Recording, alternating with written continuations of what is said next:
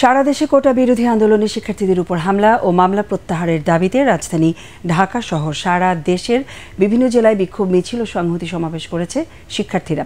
সমাবেশ শেষে আন্দোলনকারী শিক্ষার্থীরা রাষ্ট্রপতি বরাবরে দেয়া তাদের দাবি সংবলিত স্মারকলিপি জেলা প্রশাসকের হাতে তুলে দেয়।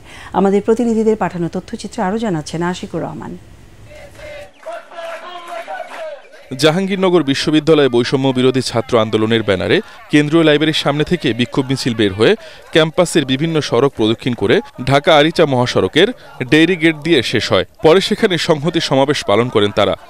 এ সময় শিক্ষার্থীদের দাবিকে সমর্থন জানিয়ে যোগ দেন বিশ্ববিদ্যালয় প্রত্যয় স্কিম বাতিলের দাবিতে আন্দোলনরত শিক্ষকরা।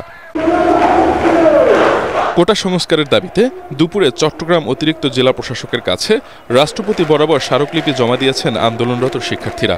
এর আগে চট্টগ্রাম বিশ্ববিদ্যালয়ের শিক্ষার্থীদের নেতৃত্বে আন্দোলনরত শিক্ষার্থীরা ১৬ শহর স্টেশন এলাকা থেকে গণপদযাত্রা নিয়ে জেলা প্রশাসকের কার্যালয়ে যায়।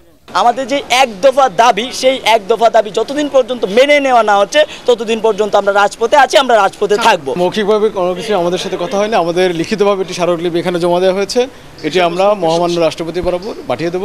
একই দাবিতে নারায়ণগঞ্জে শিক্ষার্থীদের বিক্ষোভ মিছিল ও পদযাত্রা অনুষ্ঠিত হয়েছে। নারায়ণগঞ্জ জেলা শাখার বৈষম্য বিরোধী ছাত্র আন্দোলনের বিক্ষোভ মিছিলটি কেন্দ্রীয় শহীদ মিনার থেকে বের হয়ে শহর প্রদক্ষিণ করে।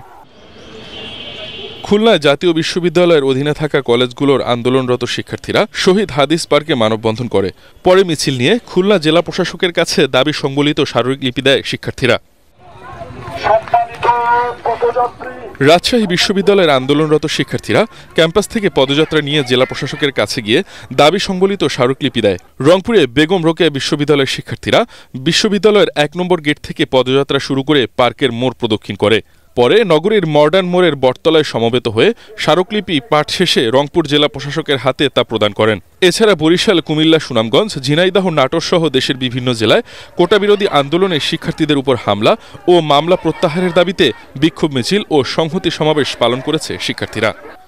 Bureau report, ATN Bangla.